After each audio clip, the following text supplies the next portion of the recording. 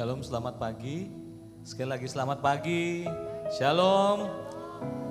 Kita bersuka cita saat pagi hari ini kita berkumpul di tempat ini.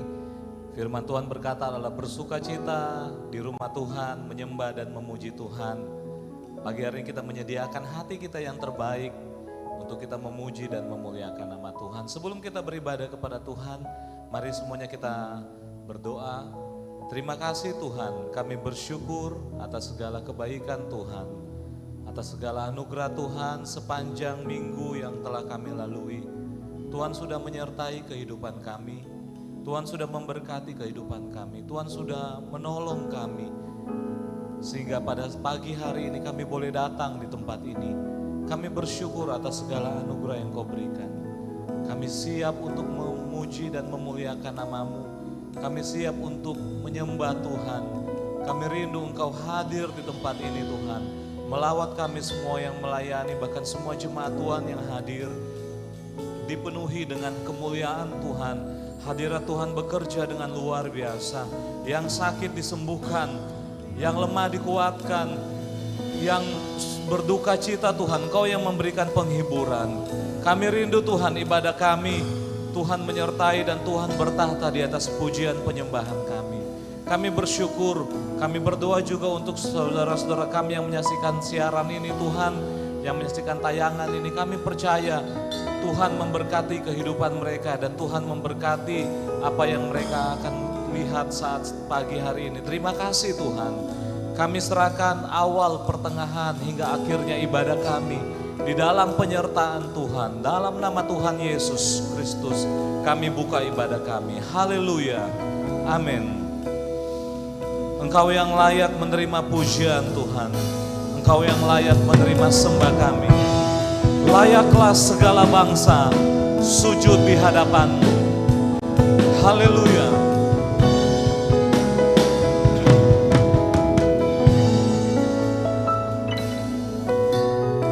Besar dan ajaiblah karya-Mu, adil dan benarlah jalan-Mu, Raja segala bangsa yang maha kuasa, mulia nama-Mu. Terpujilah nama Tuhan. Besar dan ajaiblah karya-Mu, adil dan benarlah jalan-Mu, Raja segala bangsa yang maha kuasa, mulia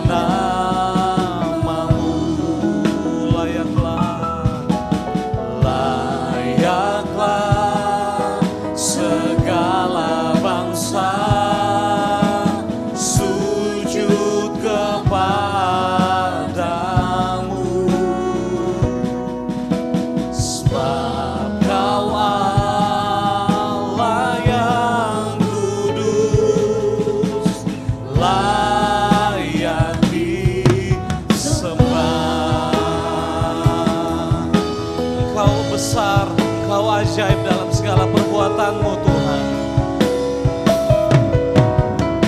Mari kita angkat pujian ini sama-sama katakan. Besar dan ajaiblah karya-Mu,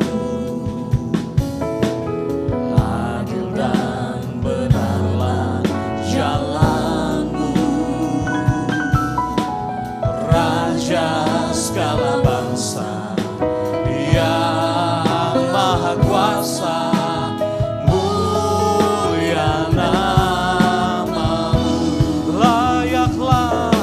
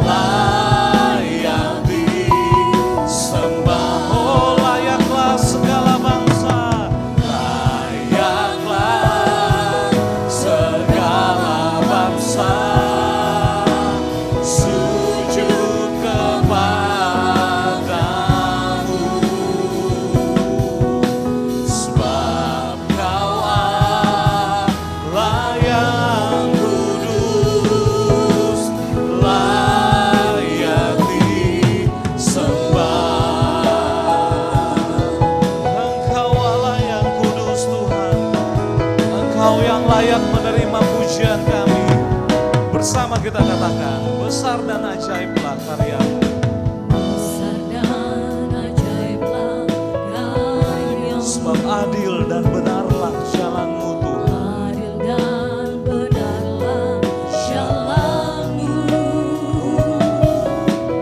Raja segala bangsa yang maha kuasa, mulia. Angkat hatimu, angkat suaramu, sembah Tuhan.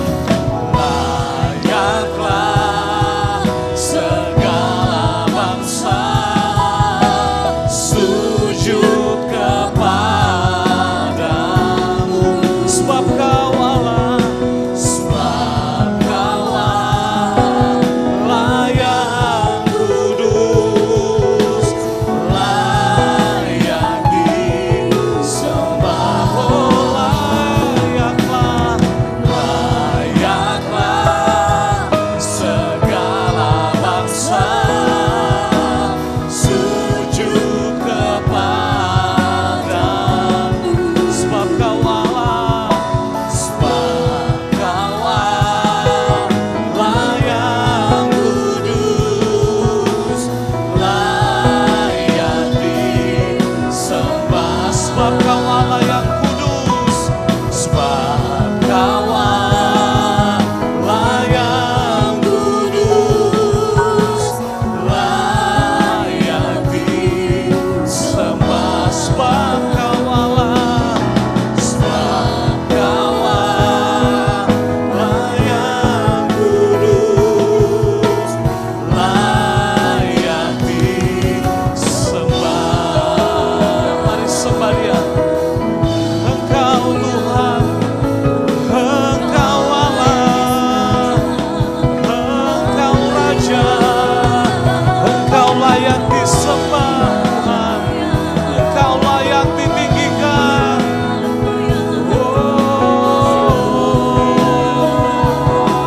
Bagimulah segala puji, bagimulah segala penghormatan, bagi Tuhan segala sembah. Terpujilah nama-Mu, terpujilah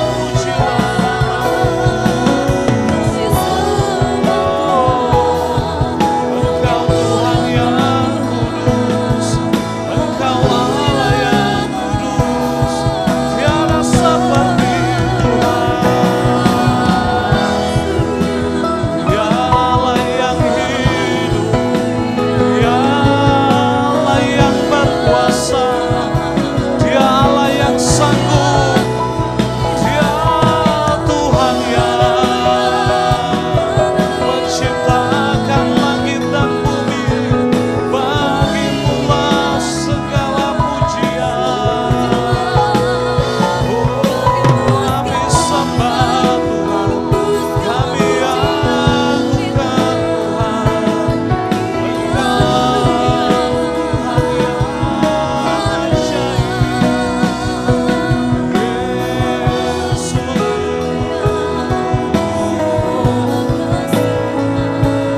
Terpujilah nama-Mu, terpujilah. Bagi Yesus segala pujian, bagi Yesus segala sembah. Haleluya.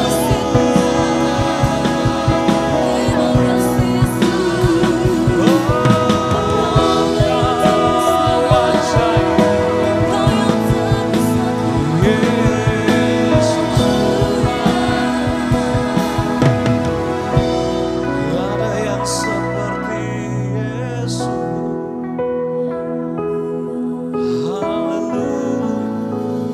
Mari jemaat Tuhan, naikkan syukurmu kepada Tuhan. Dia hadir di tempat ini. Haleluya. Kau Allah yang sanggup menolong kami, Kau Allah yang sanggup menyembuhkan kami. Kau berkuasa, Kau Allah yang besar, tiada Tuhan selain Engkau. Oh, terpujilah nama-Mu.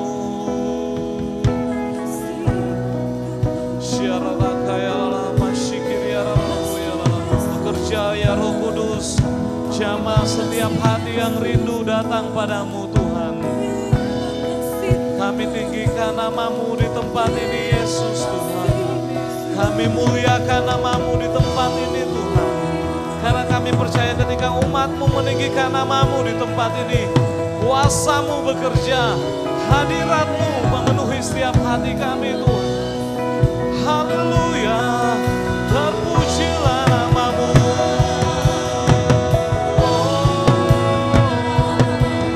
Besar Engkau Tuhan. Haleluya.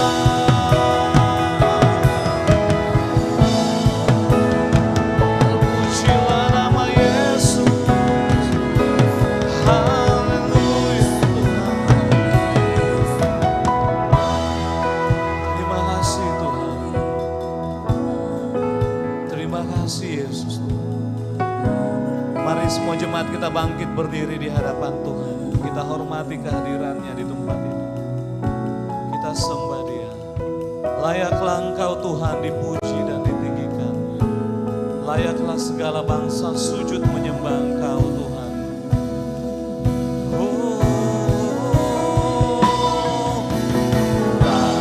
Layaklah segala bangsa sujud kepadamu, sebab Kau Allah, sebab Kau Allah yang kudus, layak disembah. Layaklah segala bangsa, haleluya.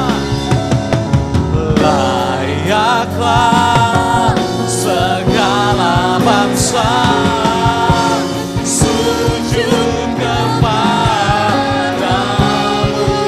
sebab Kau Allah yang kudus, layak disembah. Oh, layaklah segala bangsa, layaklah segala bangsa sujud kepadamu,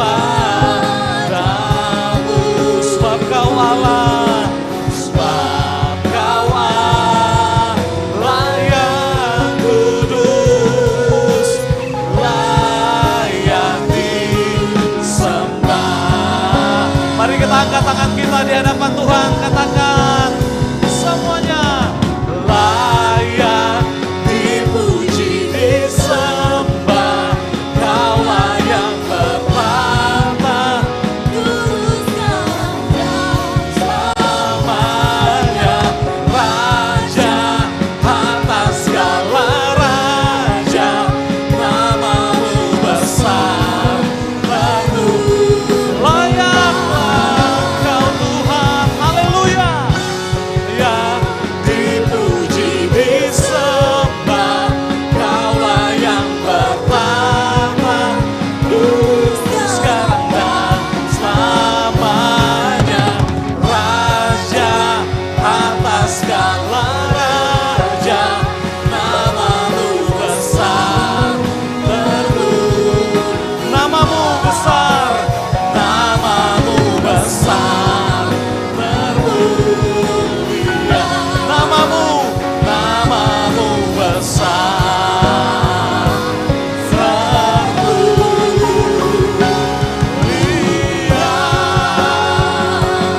Sorak-sorai pujian, hormat bagi Tuhan Yesus. Haleluya, haleluya, haleluya. Engkau bertahta di atas pujian penyembahan umatmu. Kami siap lebih lagi memuliakan nama Tuhan. Semua yang siap sama-sama kita katakan amin. Kita berikan tepuk tangan bagi Tuhan kita. Haleluya, haleluya. Dia Allah yang hebat, langit dan bumi memuji nama Tuhan. Mari semua kita puji namanya.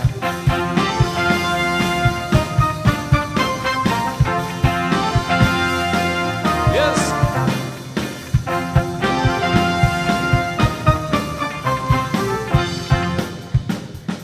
Terpujilah Engkau Tuhan Yesus. Haleluya. Langit dan bumi, pujilah Tuhan, sebab Dia ciptakan semuanya. Keagungannya mengatasi langit bumi, sembah sujud di hadapannya. Terpujilah nama Tuhan. Langit dan bumi, pujilah Tuhan. Amin. Sebab Dia ciptakan semuanya. Keagungannya mengatasi langit bumi, sembah. Siap semua. Come on. Ku puji, ku sembah, ku puji, ku sembah Yesus Kristus Sang Penebusku. Ku puji, ku sembah, ku puji, ku sembah Yesus Tuhan dan Rajaku. Haleluya. Biar pujian dinaikkan kepada Tuhan. Semua. Langit dan bumi, pujilah Tuhan. Amin. Sebab Dia ciptakan semuanya. Keagungannya mengatasi langit bumi, sembah sujud di hadapannya. Pujilah, ku puji, ku sembah, ku puji, ku sembah Yesus Kristus Sang Penebusku. Ku puji, ku sembah, ku puji, ku sembah Yesus Tuhan. Ku puji dan ku sembah, ku puji, ku sembah, ku puji, ku sembah Yesus Kristus Sang Penebusku. Ku puji, ku sembah, ku puji, ku sembah Yesus Tuhan dan Rajaku. Haleluya. Biar segala puji, hormat, kemuliaan hanya bagi Tuhan, sebab Dialah Allah yang luar biasa dalam hidup kita. Haleluya. Mari semua sekali lagi katakan haleluya. Haleluya. Amin. Haleluya. Amin. Haleluya. Amin. Haleluya. Haleluya. Terpujilah namamu Tuhan. Engkau yang layak. Haleluya. Amin. Haleluya. Amin. Haleluya. Amin. Haleluya. Haleluya. Amin. Haleluya. Oh, amin. Yeah. Haleluya. Terpujilah nama Tuhan. Haleluya. Haleluya. Silakan lihat kanan kiri, muka belakangnya. Katakan Tuhan Yesus baik. Cari sebanyak mungkin. Katakan Tuhan Yesus baik. Muka belakang, kanan kiri. Mungkin ada yang baru pertama kali hadir. Ya. Haleluya. Sebelum kita lanjut memuji Tuhan, mari kita kasih salam dulu kanan kiri. Haleluya. Ada berkat yang luar biasa. Haleluya. Haleluya. Haleluya. Haleluya. Luar biasa. Kita masih berdiri ya Bapak Ibu. Mari kita berdiri dulu ya. Haleluya. Dia luar biasa. Amin. Ada sukacita di tempat ini. Amin. Haleluya. Mari kita memuji dan memuliakan nama Tuhan. Kita angkat pujian bagi Dia. Haleluya. Tak berkesudahan kasih setiamu Tuhan.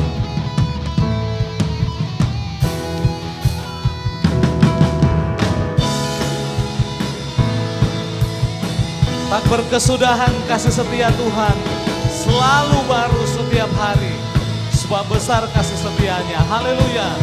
Semuanya dari hari ke hari tak pernah terbatalkan, berkat-Mu turun atas hidupku.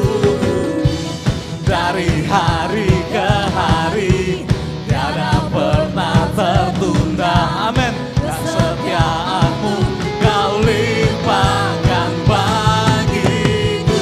Tak berkesudahan, tak berkesudahan kasih setiamu Tuhan, Rahmat-Mu tak pernah habis dari hari-hariku. Tangan-Mu yang perkasa, besar kejayaan-Mu, selalu menopang hidupku, selalu pegang erat tanganku. Haleluya, tak berkesudahan kasih setianya Tuhan. Kami bersyukur Tuhan. Sekali lagi, dari hari ke hari, dari hari ke hari, tak pernah terbatalkan. Berkat-Mu turun atas hidupku. We go! Dari hari ke hari, tiada pernah tertunda. Kesetiaan-Mu Kau limpahkan bagiku.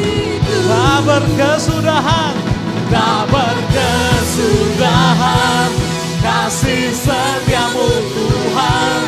Rahmat-Mu tak pernah habis dari hari-hariku. Tangan-Mu yang perkasa, besar kejayaan-Mu, selalu menopang hidupku, selalu pegang erat. Tak berkesudahan, amin. Kasih setia Tuhan tidak pernah berkesudahan dalam hidup kita. Dari hari-hariku, tangan-Mu yang perkasa, besar kejayaan-Mu, selalu menopang hidupku, selalu pegang erat tanganku. We go! Tak berkesudahan kasih setiamu Tuhan. Nama-Mu tak pernah habis dari hari-hariku. Tangan-Mu yang perkasa, besar kejayaan-Mu, selalu menopang hidupku, selalu pegang erat tangan-Mu. Haleluya, Dia luar biasa. Haleluya. Silakan duduk Bapak Ibu Saudara-saudari. Haleluya. Terima kasih Tuhan. Terima kasih karena kasih setiamu tidak pernah habis dalam hidup kami. Dari hari demi hari kami melihat penyertaan Tuhan, anugerah Tuhan dalam hidup kami. Layaklah Engkau dipuji Tuhan. Dan kami percaya setiap perjanjian-Mu terukir di dalam hidup kami, terukir di dalam hati kami. Kami percaya kepadamu Tuhan. Terima kasih Yesus.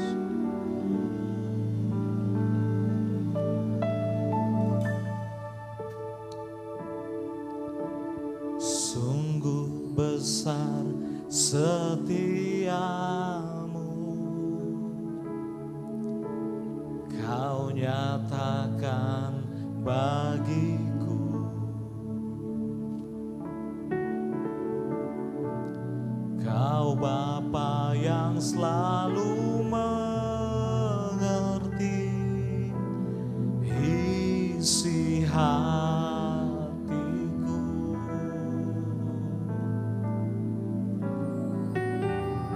Kemuliaan-Mu Kau janjikan. Aku tetap percaya,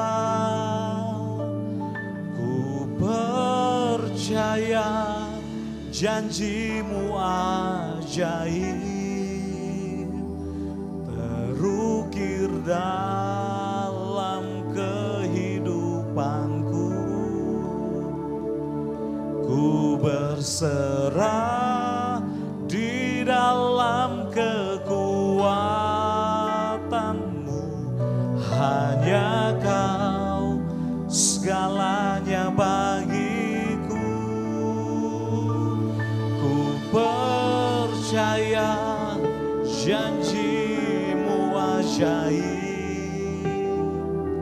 terukir dalam kehidupanku.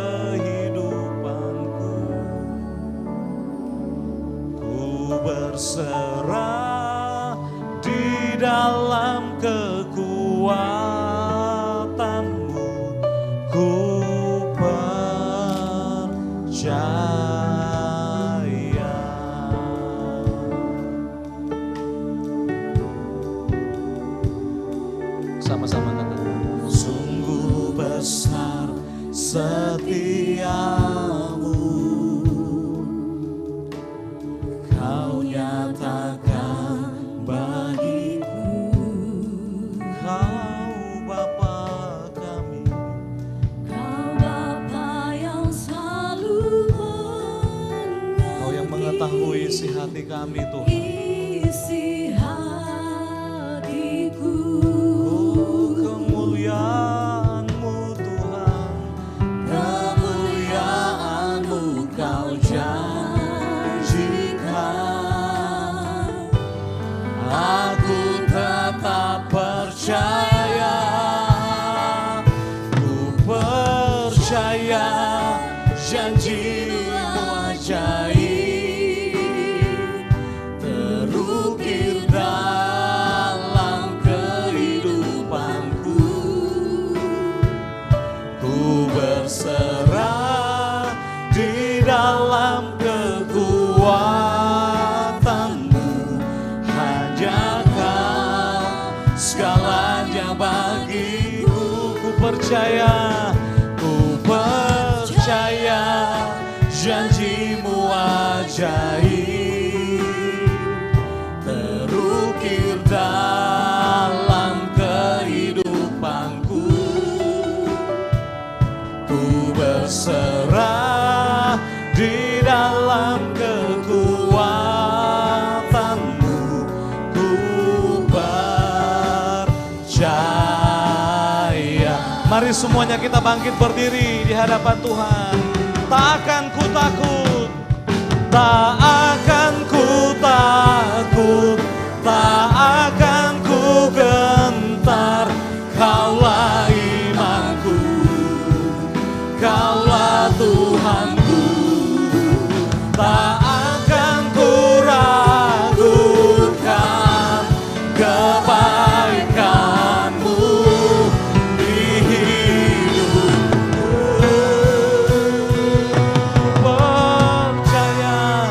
Ku percaya janji-Mu ajaib terukir dalam kehidupanku. Kami berserah Tuhan, ku berserah di dalam kekuatan-Mu, hanya Kau segalanya bagiku. Ku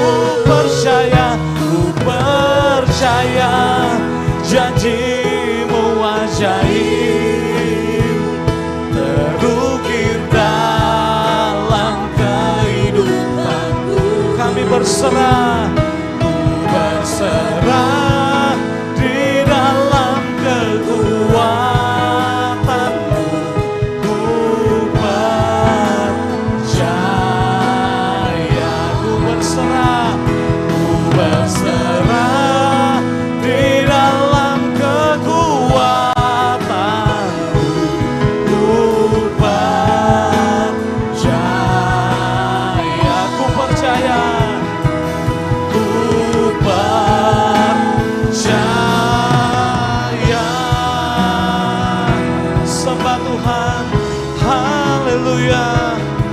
Kami percaya janji-Mu, kami percaya Yesus Tuhan, mulialah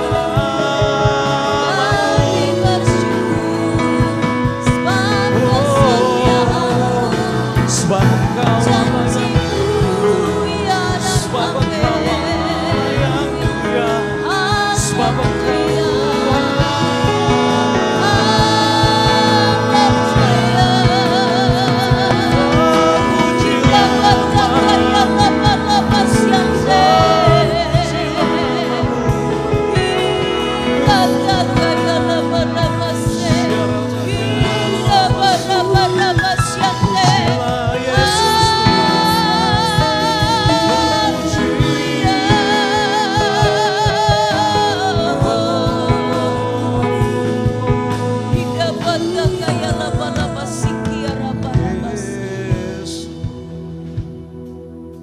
Kami mempercayai bahwa Engkau adalah Allah yang setia. Amin. Bahwasanya kasih setiamu kekal untuk selama-lamanya. Amin. Apapun situasi, kondisi hidup kami pada hari ini, yang kami tahu, kami harus tetap percaya sama Tuhan. Amin.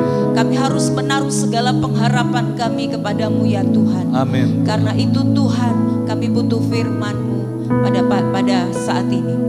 Biar firman-Mu menerangi mata hati kami. Amin. Sehingga kami tahu apa yang harus kami lakukan dalam kehidupan kami. Amin. Berbicaralah melalui keberadaan hamba-Mu, pengurapan surga turun atas kehidupan Dalam nama hamba-Mu Tuhan dan Yesus, amin. setiap kami yang mendengarkan. Biar kami bukan hanya bisa mendengar, tapi kami mengerti dan diberikan kemampuan untuk melakukannya Amin. dalam kehidupan kami. Amin. Dalam nama Tuhan Yesus kami berdoa dan kami mengucap syukur. Setiap kita yang percaya dan diberkati berkata, amin. Amin. Baik, shalom, selamat pagi Bapak Ibu Saudara, puji Tuhan. Hari ini kita bersama-sama boleh beribadah di tempat ini. Ya, saya melihat ada Tante Ira, selamat datang Tante Ira dan rombongan. Tuhan memberkati kita pagi ini. Wah, ada Vian juga ya. Puji Tuhan ya. Ya, kita lihat ada beberapa juga seluruh rombongan dari GPPS Marisa, selamat datang. Mari kita bersama-sama menikmati hadirat Tuhan. Puji Tuhan. Hari ini kita akan bersama-sama belajar dengan satu topik tidak mengerti. Ya, tidak mengerti.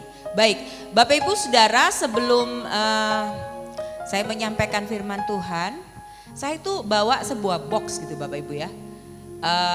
Cuman saya nggak tahu gimana cara bukanya gitu ya. Di dalamnya itu ada permen ya.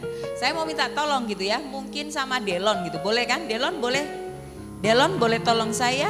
Nah, Delon tolong buka kotak ini. Kalau kamu bisa buka, apapun yang ada di dalamnya silahkan diambil. Tidak boleh mengangkat tutupnya, tapi harus membuka. Masa? Nggak bisa? Nggak boleh, nggak boleh. Oh nggak bisa, oke. Reni, boleh mau minta tolong Reni? Minta tolong buka ini, tapi ini atasnya nggak boleh diangkat. Nggak boleh diangkat. Tidak boleh diangkat. Tidak boleh, itu melanggar. Nah, oh berarti Anda tidak bisa membuka tanpa mengangkat. Ya, terima kasih. Bapak Ibu Saudara, sayang dia udah buka ya.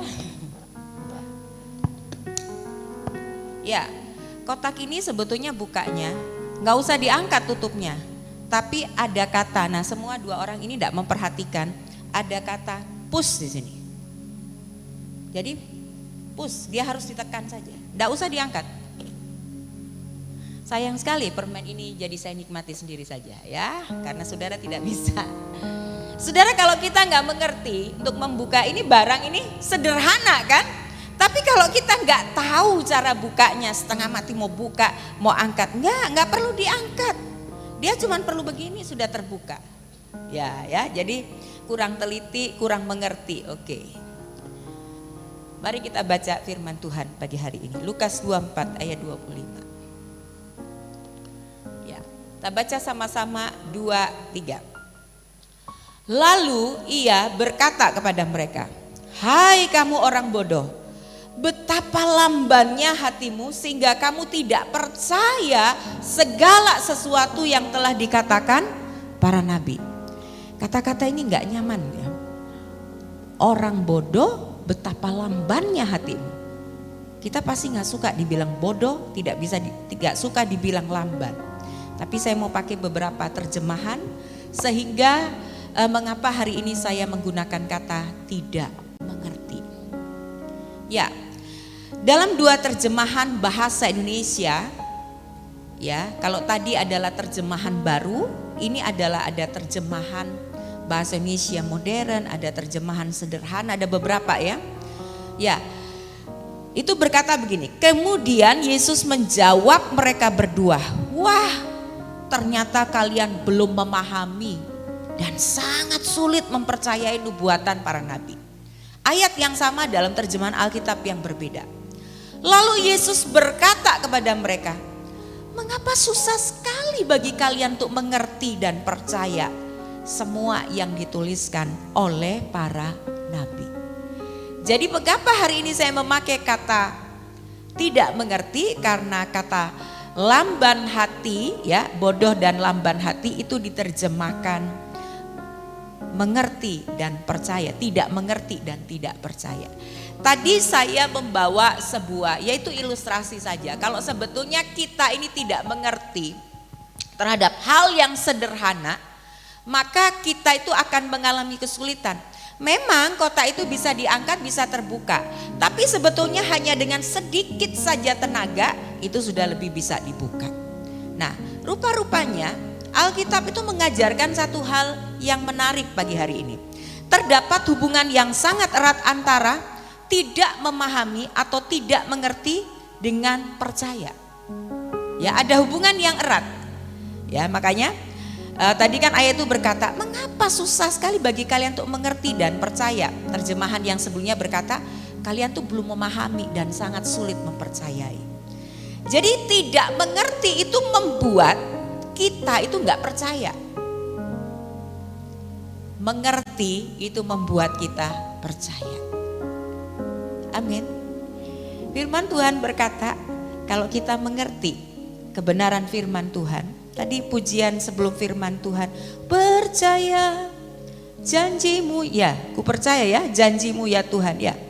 Nah, saya ini tidak penghafal lagu, jadi saya itu kalau lihat lagu mesti lihat teksnya ya. Mohon maaf. Jadi katakan, ku percaya janjimu ajaib gitu ya, dan seterusnya ya, ya seperti itu. Kita bisa percaya kalau kita tahu, bukan cuma tahu seperti apa janji Tuhan itu, ngerti dulu janji Tuhan, baru kita bisa percaya. Ya. Bahkan saya baca satu teks kemarin ya, saya baca satu teks tentang ayat ini, perkataannya begini. Dalam perjanjian lama, orang itu disebut bodoh jika ia tidak membiarkan firman Tuhan itu mempengaruhi sikap hidup dan pemikirannya. Jadi kenapa Lukas memakai kata bodoh? Karena memang kata bodoh ini dalam perjanjian lama itu digunakan buat orang-orang dia tahu firman Tuhan, tapi dia tidak membiarkan firman Tuhan itu mempengaruhi sikap hidup dan pemikirannya. Contoh, kita percaya kan sama janji Tuhan gitu ya. Contoh janji Tuhan, ada banyak sekali janji Tuhan. Serahkan kekhawatiranmu kepada Dia yang memelihara kamu. Jangan kamu khawatir, ya, jangan kamu khawatir. Itu kan kemudian Tuhan tuh menyatakan pemeliharaan. Ada banyak janji Tuhan. Contohnya bahwa Tuhan itu akan mencukupkan segala keperluan kita. Dia juga dipanggil dengan satu nama Jehovah Jireh, artinya Allah itu mencukupkan segala sesuatu dari yang tidak ada menjadi ada. Nah itu kita belajar, tapi kalau kita nggak ngerti kita nggak bisa percaya. Dan firman Tuhan berkata kita itu dianggap sebagai bodoh jika kita tahu firman Tuhan tapi tidak membiarkan firman Tuhan itu mempengaruhi sikap hidup dan pemikiran kita. Kita cuma baca aja firman Tuhan, kita cuma hafal aja firman Tuhan, tapi tidak mengizinkan firman Tuhan itu mengubah hidup kita. Saya itu masih ingat sebuah contoh yang diberikan ketika saya masuk dalam kelas, dulu kelas mengajar sekolah minggu gitu ya. Contoh itu menceritakan begini, ada seorang anak itu hafal ayat hafalan, hafal 10 perintah Allah tuh dia hafal, doa Bapa kami dia hafal, ayat hafalan di sekolah minggu dia hafal. Tapi satu kali dia kedapatan mencuri. Kaget kan? Orang yang hafal ayat hafalan tapi kedapatan mencuri. Kemudian dipanggil. Gurunya bilang, kenapa kamu mencuri? Bukankah kamu gak boleh mencuri, kamu gak boleh menginginkan milik orang lain. Kenapa kamu mencuri? Ini anak, ya di dalam firman Tuhan memang dibilang, dia sebutkan kitabnya, dia sebutkan pasalnya, dia sebutkan ayatnya, dia betul-betul bisa sebut ayat itu persis seperti apa yang dalam Alkitab, tapi mencuri. Itu yang disebut sebagai bodoh. Tahu firman Tuhan, tapi gak melakukannya. Ya, jadi inilah yang dikatakan bodoh, tidak mengerti. Nah sekarang mari kita mencoba melihat Apa sih yang membuat kedua orang ini, kisah dari kedua orang murid Yesus, ya, mereka itu dari Yerusalem menuju ke Emmaus, ya, pulang ke Emmaus 7 mil. Dalam perjalanan itu mereka bercakap-cakap tentang kematian Yesus dan kebangkitan Yesus, dan kemudian di tengah jalan itu Yesus tuh datang bersama-sama dengan mereka, bertanya kepada mereka apa yang sedang terjadi. Mereka menjelaskan segala sesuatu yang terjadi, dan kemudian Yesus menegur mereka. Disebut mereka itu lamban dan bodoh hatinya, karena tadi dikatakan kamu gak percaya segala sesuatu yang sudah dikatakan oleh para nabi. Sekarang kita lihat apa yang membuat mereka tidak mengerti. Lukas 24 ayat 16. Tetapi ada sesuatu yang menghalangi mata mereka sehingga mereka tidak mengenal Dia. Ada sesuatu. Yesus itu, ya, kita tahu ini salah satu murid namanya Kleopas, ya. 12, ini bukan termasuk 12 murid Yesus, tapi kalau kita belajar Alkitab ada 12 murid, ada 70 murid, ada 120 murid, ya. Nah, memang dia tidak termasuk di 12 murid, bisa jadi dia masuk di antara 70 murid atau 120 murid. Tapi dia murid Yesus. Tentunya dia bersama-sama dengan Yesus selama 3,5 tahun. Tahu dong Yesus itu seperti apa. Tapi yang menarik, Lukas itu mencatat ketika Yesus sedang berjalan bersama dengan mereka, mereka nggak kenal loh siapa itu Yesus. Aneh kan? 3,5 tahun loh jalan sama-sama, duduk sama-sama, makan sama-sama, mungkin bisa jadi tidur bersama-sama dalam satu tempat begitu ya. Segala hal dilakukan bersama-sama, tapi nggak kenal. Dan Alkitab mencatat ada sesuatu yang menghalangi mata mereka sehingga mereka itu nggak kenal Dia. Apa itu? Lukas 24 ayat 21. Padahal kami dahulu mengharapkan bahwa Dialah yang datang untuk membebaskan Israel. Tetapi sementara itu lewat 3 hari sejak semuanya terjadi. Bapak Ibu Saudara, orang Israel itu melihat dan berpikir tentang Mesias. Itu adalah pribadi yang akan membebaskan mereka bukan dari dosa, tapi dari penjajahan Romawi. Jadi ini pemikirannya orang Israel. Mereka bangun pengharapan mereka dengan satu pemikiran bahwa Mesias yang akan datang itu akan membebaskan mereka dari penderitaan secara fisik. Jadi ketika Yesus datang dan kemudian Dia mati di kayu salib dan pada hari yang ketiga Dia bangkit, ini tidak make sense, ini tidak cocok dengan apa yang mereka pikirkan. Tidak sesuai. Jadi mereka membangun harapan itu tidak sesuai dengan kebenaran firman Tuhan. Padahal sejak lama ini sudah dinubuatkan. Kitab Yesaya itu menubuatkan tentang kematian Yesus, tentang penderitaan Yesus itu detail banget. Dia berkata begini, Dia yang menanggung segala pemberontakan kita, Dia menanggung segala sakit penyakit kita, segala kelemahan kita itu ditanggung di kayu salib. Itu udah ada sejak Nabi Yesaya. Tapi anehnya ketika mereka datang hidup bersama dengan Yesus, mereka gak bisa memahami. Yang mereka tahu Mesias itu adalah orang yang akan membebaskan mereka dari penjajahan Romawi. Jadi apa yang menghalangi mereka? Harapan yang dibangun tidak sesuai dengan kebenaran firman Tuhan. Realita yang tidak sesuai dengan pemikiran mereka. Buat mereka, ya mereka udah pernah menyaksikan Yesus membangkitkan pemuda dari Nain. Mereka juga menyaksikan Lazarus itu udah mati dan kemudian Yesus panggil bangkit dari kematian.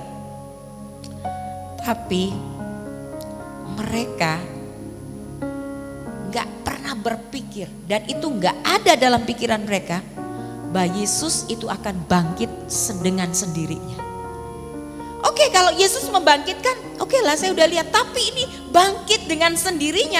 Ini adalah sesuatu yang menurut mereka melampaui akal mereka. Ini sebetulnya bukan tidak masuk akal, tapi melampaui akal mereka. Bapak Ibu Saudara, apa yang hari-hari ini menghalangi mata kita sehingga kita tidak bisa melihat dalam hidup kita dalam masa-masa yang sulit itu ada Tuhan. Kalau saya belajar dan merenungkan kehidupan saya dan keluarga secara pribadi, sebetulnya justru dalam masa-masa yang sulit kita itu bisa lebih melihat keajaiban Tuhan dalam kehidupan kita. Ketika kita dalam masa-masa penuh dengan pergumulan, kalau kita bisa melalui hari demi hari, itu karena Tuhan. Kalau kita menikmati segala sesuatu fine, baik-baik saja, kita nggak bisa melihat ada tangan Tuhan di sana. Tapi ketika dalam masa-masa yang sulit yang diperhadapkan dalam hidup kita, kita bisa lihat dalam hal yang kecil pun Tuhan itu bekerja dalam hidup kita. Jangan kita membangun hidup kita itu dengan apa yang baik menurut kita. Punya cita-cita, punya harapan itu baik. Tapi mari kita bersama-sama melihatnya dari kebenaran firman Tuhan. Apa sih yang Alkitab itu katakan? Kalau kita mau ikut kesenangan dalam dunia ini, ya semua orang pasti ingin senang ya. Tapi mari kita melihat apa sih yang sebetulnya firman Tuhan itu katakan. Kalau kita bicara kesulitan, sebenarnya Alkitab tuh bicara banyak tentang kesulitan. Hari-hari menjelang Yesus Kristus datang akan terjadi kesulitan yang luar biasa dalam hidup ini. Bagaimana supaya mengerti segala sesuatu dalam hidup ini berdasarkan firman Tuhan. Lukas 24 ayat 27 berkata, lalu ia menjelaskan kepada mereka apa yang tertulis tentang dia dalam seluruh kitab suci, mulai dari kitab Musa dan segala kitab nabi-nabi. Ya, yang pertama adalah, ya saya pakai ini. Ada kata menjelaskan Bapak Ibu Saudara ya. Menjelaskan itu berarti Yesus sedang ngomong sama dua murid ini, Kleopas salah satunya. Lagi ngobrol. Jadi sedang terjadi percakapan antara Tuhan dengan kedua muridnya. Bapak Ibu Saudara, ini saya mengatakan bahwa ini adalah doa. Percakapan kita dengan Tuhan itu yang disebut dengan doa pada masa kini.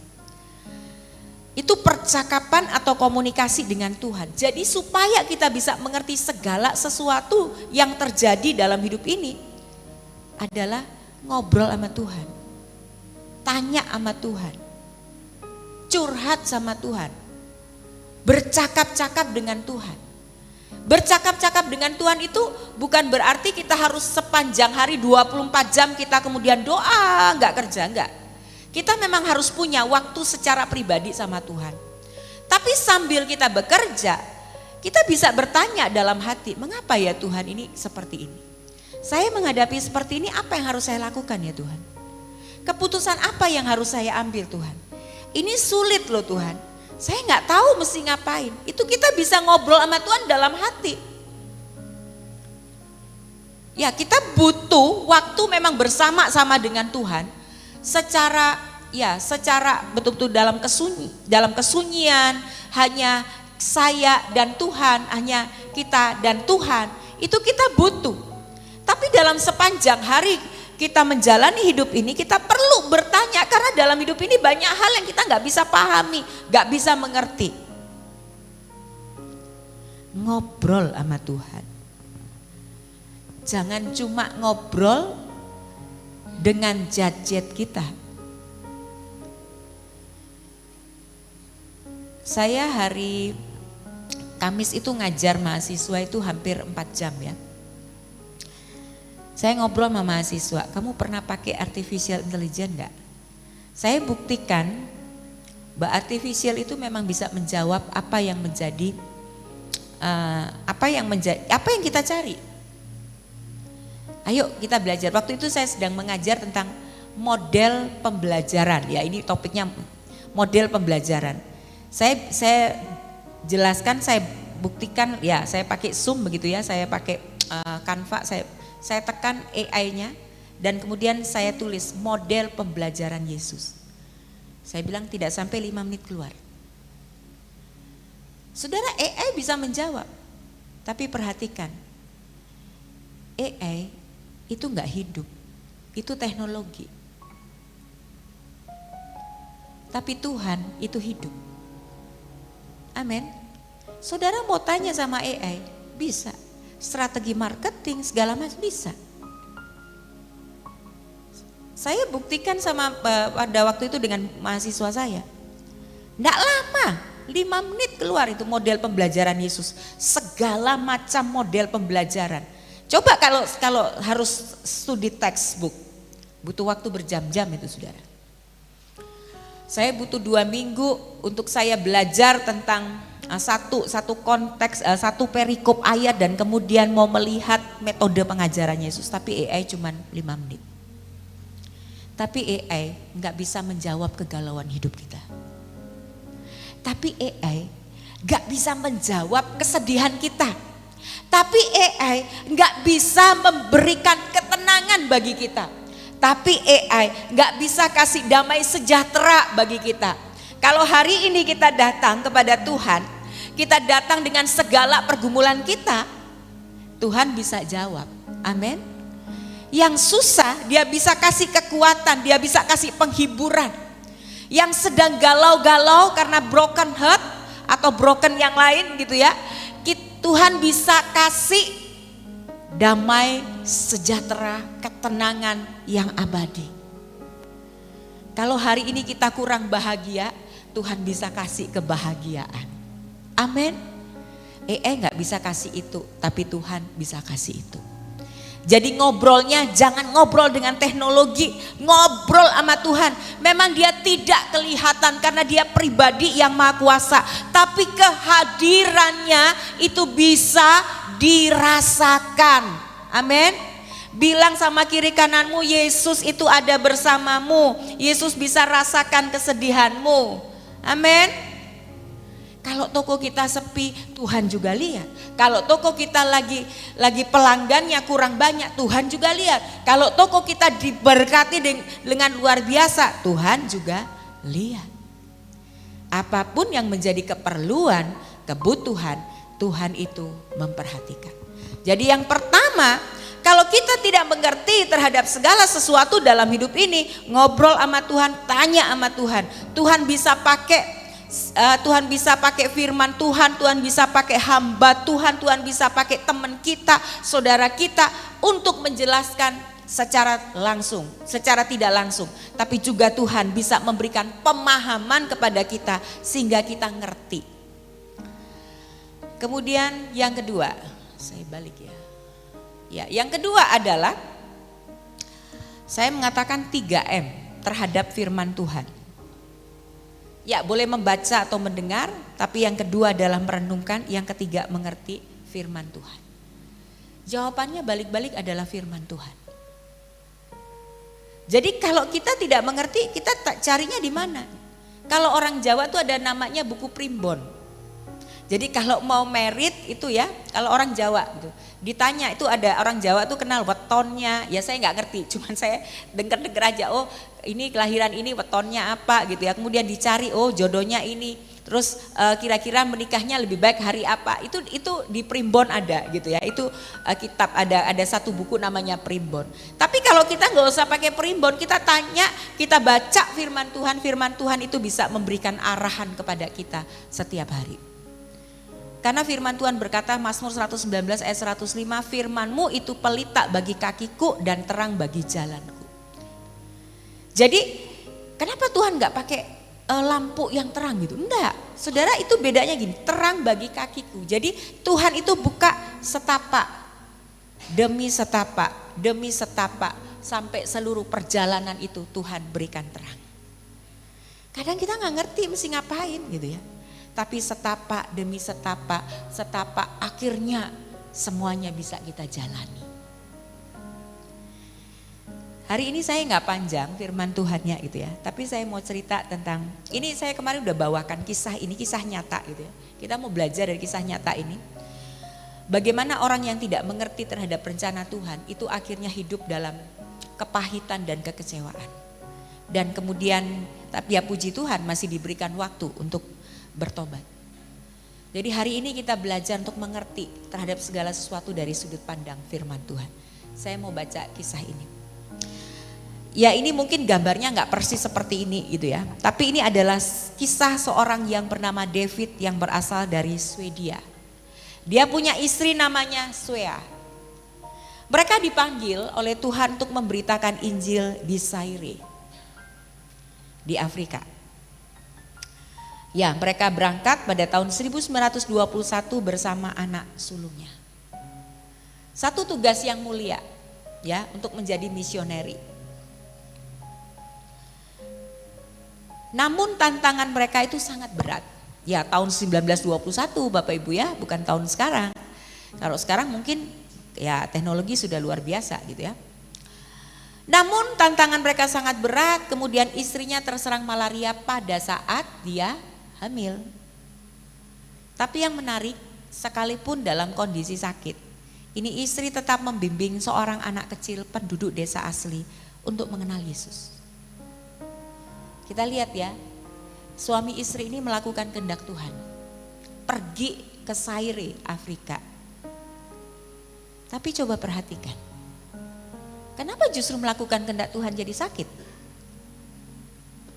Terkena malaria pada saat hamil.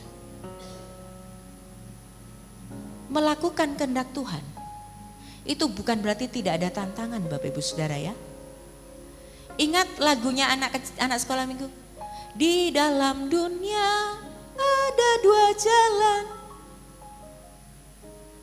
Bagaimana terus? Yang sekolah minggu masih ingat lagu ini? Lebar dan sempit mana kau pilih? Yang lebar api jiwamu mati, tapi yang sempit bagaimana? Apa? Yang sempit jalannya, hidupnya mendapatkan kemuliaan Tuhan, diberkati. Tapi orang suka jalannya apa? Lebar dong, jalan sempit gak enak.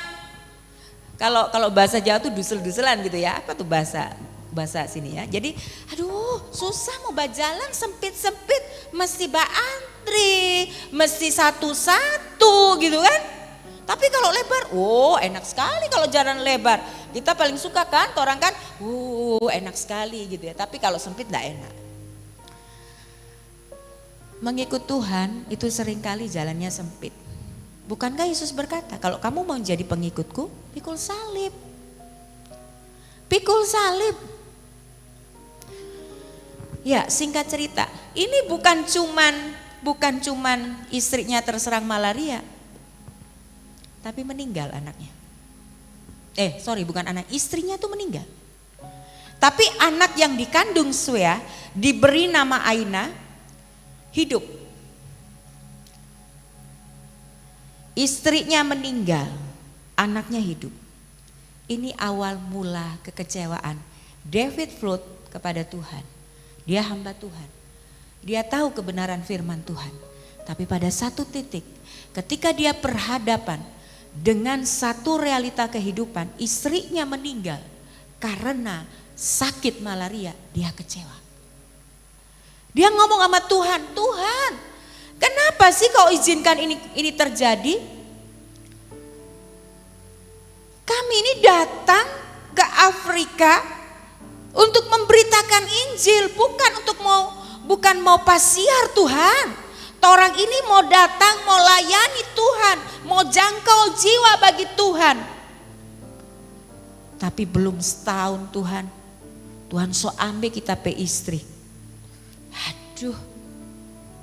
Dan setahun itu cuma memenangkan satu anak kecil. Kalau hitung dagan ini enggak cuan Bapak Ibu Saudara ya. Enggak cuan ini gitu ya, rugi besar. Semuanya sudah dipertaruhkan, bayar harganya dengan nyawa istrinya. Cuman satu yang dimenangkan. Situ dikatakan sia-sia. David akhirnya meninggalkan Aina di Afrika untuk diurus oleh keluarga yang lain. Karena dia gak sanggup. Karena dia udah kecewa sama Tuhan. Sayangnya pada waktu dia kecewa, dia tidak mencari tahu semua itu dari sudut pandang firman Tuhan. Tapi saya berkata, ini bukan pengalaman yang mudah, ini pengalaman yang sulit. Ketika kita setia sama Tuhan, ketika kita betul-betul all out sama Tuhan, tapi kita menghadapi penderitaan, itu bukan perkara yang mudah. Apalagi bagi seorang hamba Tuhan, saya kenal juga ini hamba Tuhan di daerah Bangka Belitung. Dia pergi ke Bangka Belitung, suami istri, istrinya meninggal, kena santet. Saudara, ini bukan pengalaman yang menyenangkan.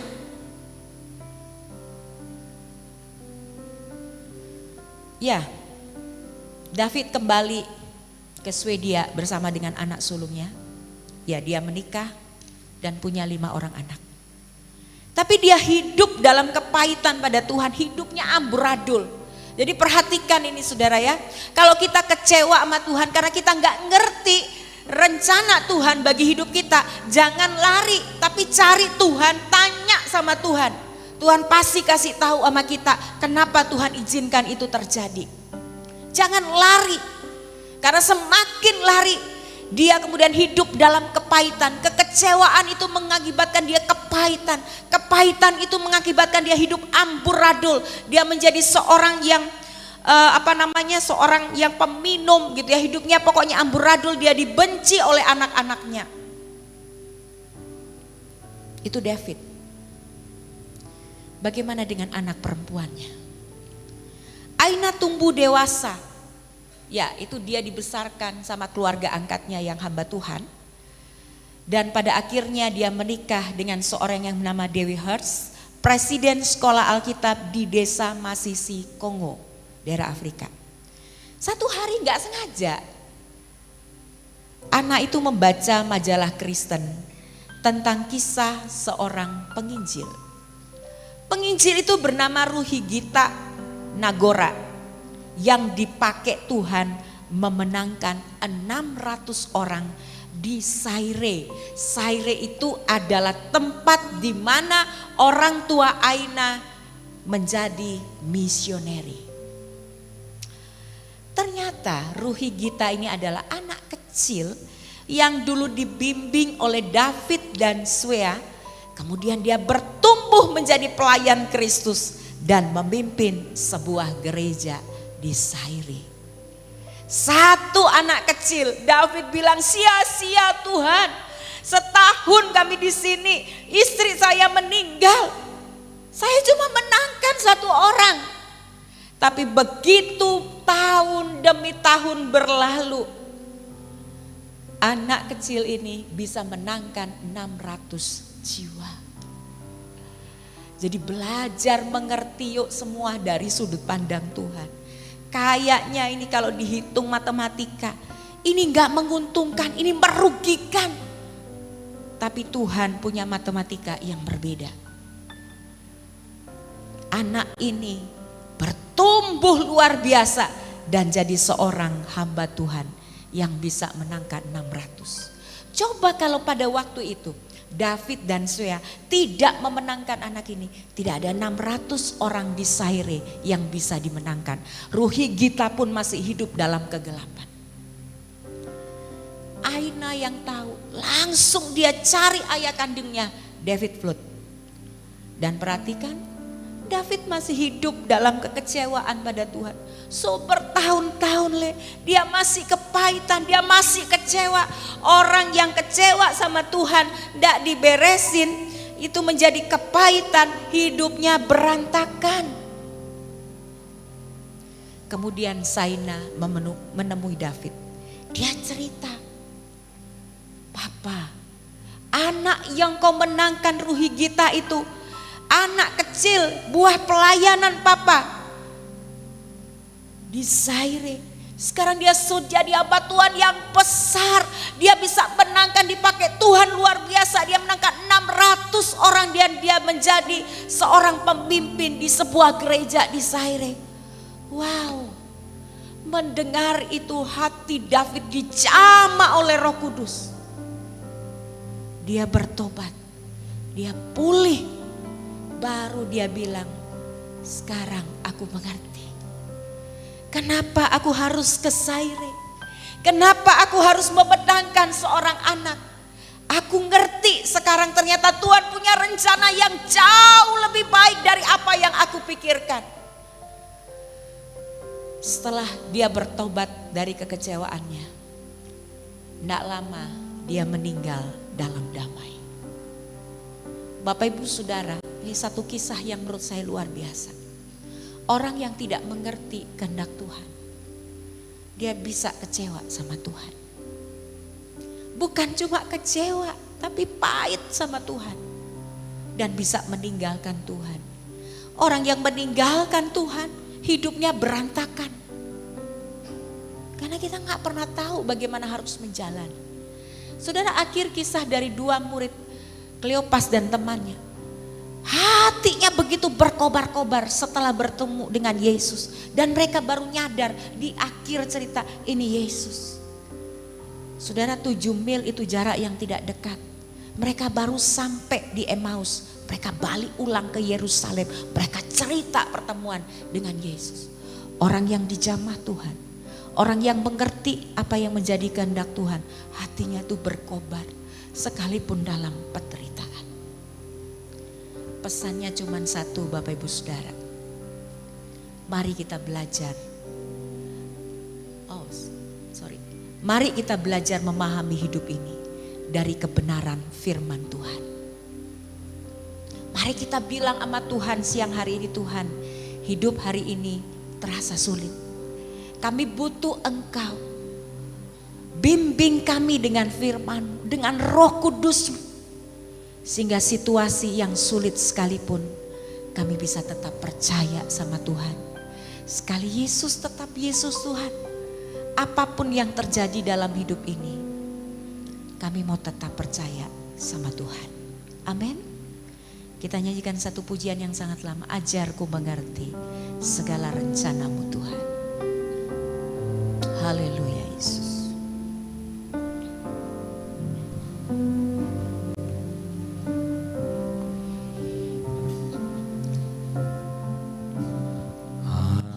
Ajarku mengerti segala rencanamu. Amin. Ajarku berserah hanya padamu.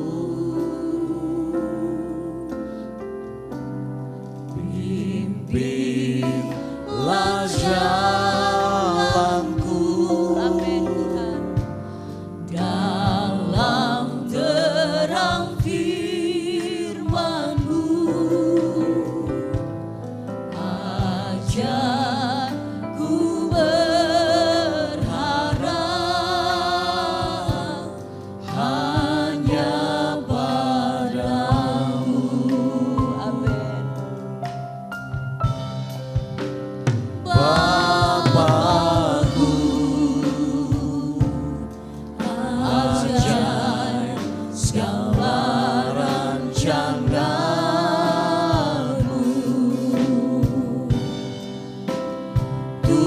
Tuhanku,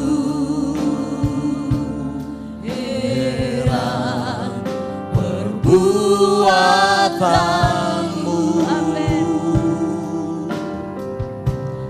Engkau sanggup mengadakan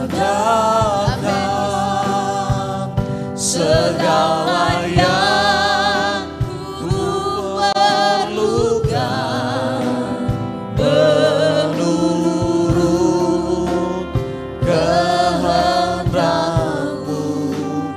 Terjadilah. Ajarku mengerti. Nyanyikan pujian ini sebagai doa kita di hadapan Tuhan. Ku Amin. Benar mengerti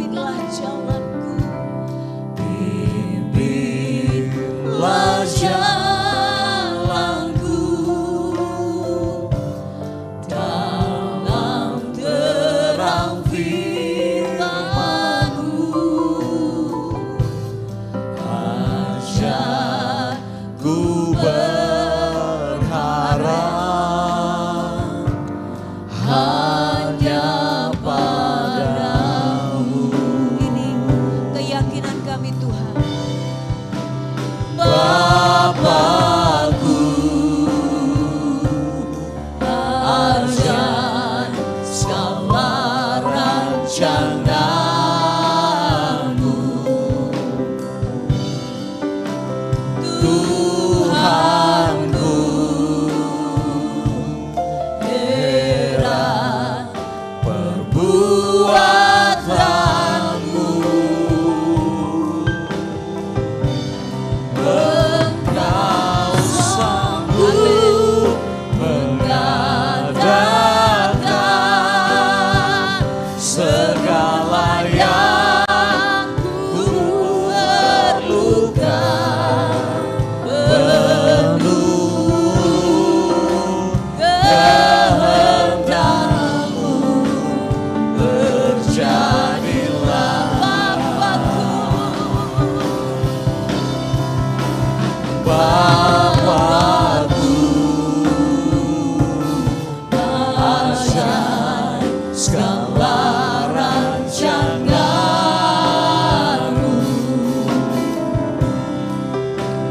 Tuhanku. Heran perbuatanmu, Engkau sanggup mengadakan segala yang ku perlukan. Menurut kehendakmu, terjadilah. Menurut kehendakmu, menurut kehendakmu, terjadilah. Menurut kehendakmu, menurut kehendakmu, terjadilah. Haleluya, haleluya, haleluya.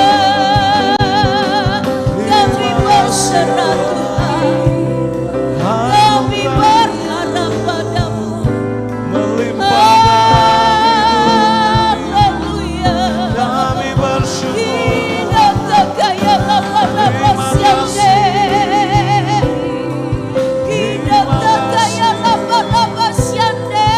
Kami bersyukur. Kita kaya lapa-lapa siande, kita kaya lapa-lapa se, kita wasikura kaya lapa-lapa se. Terima kasih Tuhan. Kia lapa-lapa sikia lapa-lapa. Kita wasikura kaya lapa-lapa sangka lapa-lapa se. Kita wasikura kita kaya lapa-lapa se. Kia lapa-lapa sangka lapa-lapa sikia lapa-lapa se. Terima kasih. Bapak Ibu Saudara yang dikasihi oleh Tuhan, mungkin hari-hari ini banyak hal yang kita nggak bisa mengerti. Mengapa kita harus mengalami banyak hal? Mengapa kita harus masuk dalam masa-masa yang sulit dalam hidup kita? Mungkin kita ditinggalkan oleh orang yang kita cintai. Mungkin kita kehilangan orang-orang yang dekat dengan kita. Mungkin hari-hari ini usaha pekerjaan tidak seperti hari-hari yang lalu. Tapi percayalah, Tuhan itu mengasihi kita. Amin. Tuhan itu punya rancangan damai sejahtera buat kita. Amin. Rancangan yang menjanjikan masa depan yang penuh dengan harapan buat Amin. kita. Amin. Terima kasih. Tetap percaya sama Tuhan. Amin. Kalau hari ini ada banyak hal yang tidak bisa kita mengerti, jangan kecewa. Jangan pahit sama Tuhan. Karena semakin kita kecewa, semakin kita pahit, hidup kita menjadi semakin berantakan. Amin. Hari ini ada satu waktu kita mau datang sama Tuhan. Bapak Ibu boleh cerita apapun. Berdoa dalam doa pribadi, apapun yang kau rasakan. Kalau kau gak mengerti, kau ngomong sama Tuhan, Tuhan, kenapa so sulit kita hidup? Kenapa Tuhan, kasih kita kekuatan Tuhan. Kasih kita kekuatan Tuhan. Buat mata hati kami terang Tuhan. Sehingga kami bisa melihat dalam masa yang sulit sekalipun kau gak tinggalkan kami. Engkau mungkin bukan cuma berjalan bersama dengan kami. Kami butuh digendong sama Tuhan. Supaya kami bisa lalui sebuah kesulitan ini Tuhan. Saya beri kesempatan kita berdoa. Dia ada di tengah-tengah kita. Dia dengar setiap kesulitan kita. Kita basikura bataka ya lapa-lapa-lapasi. Kita bataka ya lapa-lapa-lapa-lapasi. Idataka raba-raba sangka taka raba sikula balapa sikia lapa-lapa-lapa. Kia lapa-lapa-lapa sangka taka raba sikia lapa-lapa-lapa. Terima kasih Tuhan. Terima kasih Tuhan. Terima kasih Tuhan. Terima kasih buat kebaikan. Terima kasih buat kekuatan. Terima kasih Tuhan karena Engkau adalah Allah yang sekali-kali gak tinggalkan kami. Amin. Terima kasih karena Engkau adalah Allah yang dipanggil sebagai El Roi.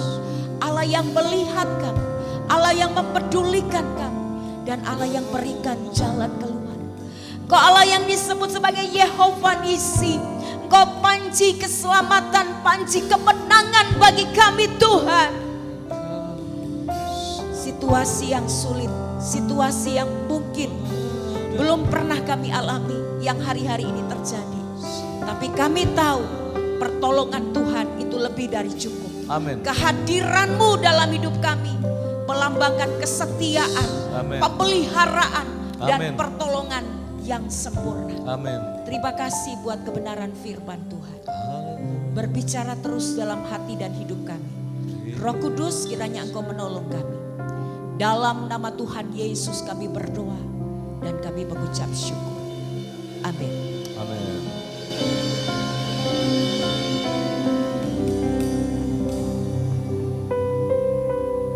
Ya, puji Tuhan, kita sudah mendengarkan firman Tuhan.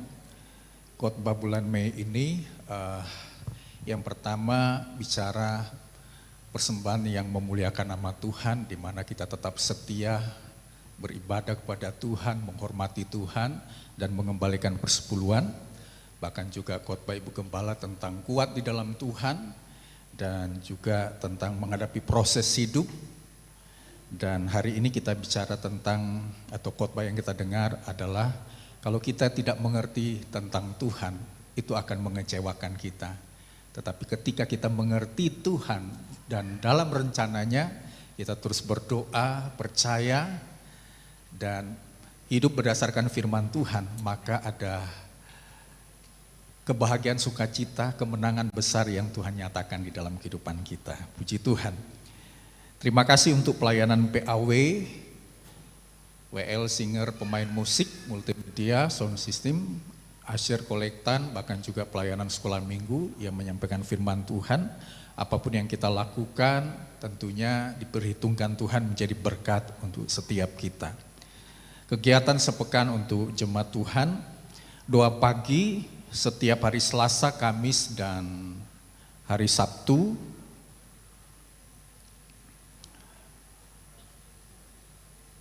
Dilakukan jam 5.15 subuh, Bapak Ibu Saudara bisa mengikuti di rumah masing-masing, keluarga bisa berdoa sehingga keluarga kita diberkati oleh Tuhan.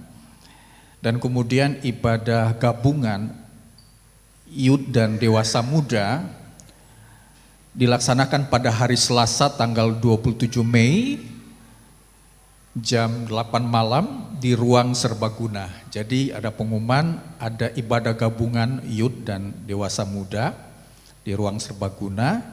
Nanti informasi akan dilakukan di WA Group. Kemudian pemuritan diliburkan 1 kali karena ada ibadah gabungan dari Youth dan Dewasa Muda di tanggal itu ya, di hari itu. Kemudian panggilan berdoa setiap hari Rabu ada jam 6 pagi, ada jam 1 siang, dan kemudian ada jam 7 malam dengan pokok-pokok doa akan dibagikan. Bapak Ibu Saudara bisa mengikutinya baik di jam 6 atau jam 1 siang atau jam 7 malam ya. Tidak harus 1 jam, tetapi kita gunakan waktu itu untuk kita berdoa, dan saya percaya ketika kita berdoa tentunya ada terobosan baru yang Tuhan kerjakan di dalam doa-doa kita, baik bagi gereja, bagi pengurus, dan kemudian juga untuk kota Gorontalo secara khusus, bahkan juga provinsi ya. Ibadah mengenang almarhumah Ibu Lydia Hantuma, jemaat diundang untuk kita mengikuti ibadah mengenang almarhum pada hari Rabu 28 Mei jam 7 malam di ruang serbaguna. Sekali lagi ini undangan untuk seluruh jemaat Tuhan, kita datang bersama-sama di tanggal 28 Mei jam 7 malam di ruang serbaguna. Hari Kamis tanggal 29 Mei, ibadah kenaikan Tuhan Yesus pada jam 10 di ruang ibadah di gereja ya. Jadi hari Kamis ada ibadah kenaikan jam 10 pagi. Diundang untuk seluruh jemaat Tuhan untuk kita mengikuti ibadah ini. Untuk doa puasa dan doa 10 hari dimulai pada hari Jumat tanggal 30 Mei sampai pada hari Minggu 8 Juni. Ya, jadi doa 10 hari ini ada doa puasanya juga ya, dilaksanakan sejak makan malam terakhir sampai dengan jam 1 siang keesokan harinya. Kemudian dibuka dengan doa, pujian penyembahan dan doa syafaat dan pembacaan Alkitab di rumah masing-masing. Kemudian bacaan Alkitab, pokok doa, dan akan dikirim juga melalui WA Group ya. Doa 10 hari dilaksanakan di gereja setiap hari jam 8 malam. Nanti Bapak Ibu Saudara dilaksanakan di ruang serbaguna di belakang ya. Penting untuk jemaat bahwa kegiatan ibadah kategorial selama doa 10 hari diliburkan ya.